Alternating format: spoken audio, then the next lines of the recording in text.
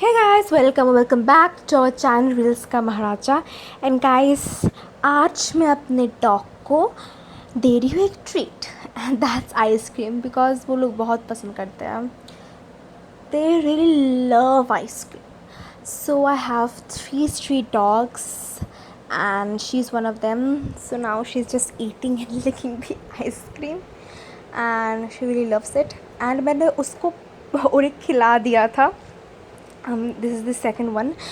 फिर मैंने रिकॉर्ड नहीं किया था पहले वाला, so that's I am recording the second one. So वो अभी भी लिख के करी जा रही है.